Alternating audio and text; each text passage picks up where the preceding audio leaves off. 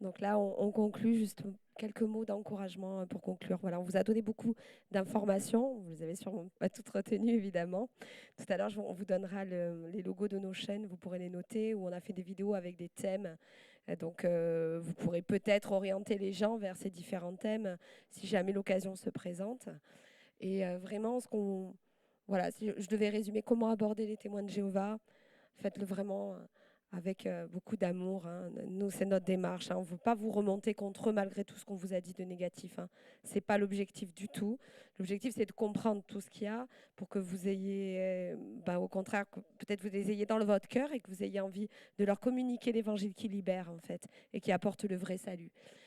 On a une base commune, profitez-en quand vous parlez avec eux. Ils se disent chrétiens, d'accord? Ils aiment Dieu. Oui, Anthony?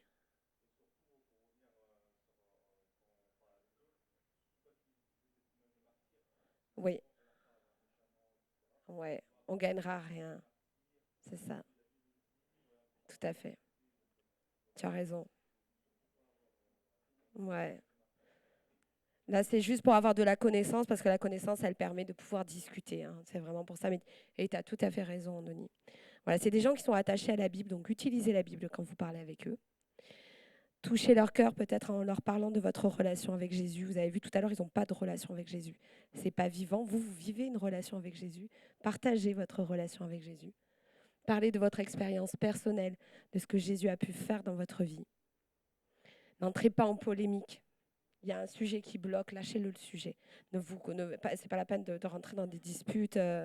Non, essayez quand même de trouver un terrain d'entente. Utilisez la Bible parce qu'il la respecte.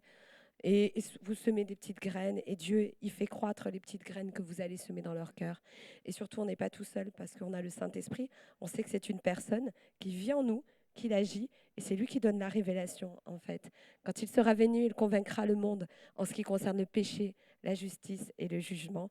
De même qu'il vous a chacun, vous avez chacun votre histoire. Vous n'êtes pas venu à Jésus comme ça. Vous avez votre histoire chacun. Et bien, de la même manière qu'il vous a convaincu, c'est lui qui va convaincre les témoins de Jéhovah, qui portera la révélation, le Saint-Esprit. En Corinthiens 2,10, Dieu nous les a révélés par l'Esprit, car l'Esprit sonde tout, même les profondeurs de Dieu. Les gens qui sont sincères chez les témoins de Jéhovah, je suis convaincue que Dieu va les toucher. Il va les faire sortir de là. Et nous, on peut agir aux côtés du Saint-Esprit en priant pour eux. Voilà, on prie beaucoup, nous, pour eux.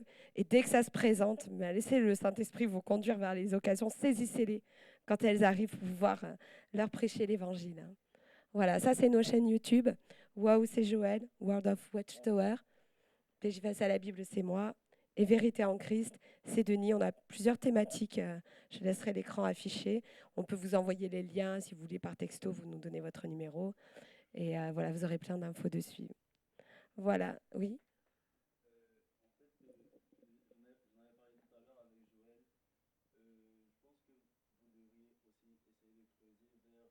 Horaire, hein, Hélène, l'horaire, c'est 17h30, donc il y a un temps de louange, c'est ça?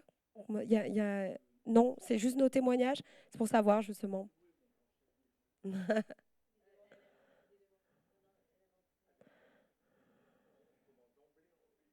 Voilà, donc 17h30, on partagera tous les trois nos témoignages.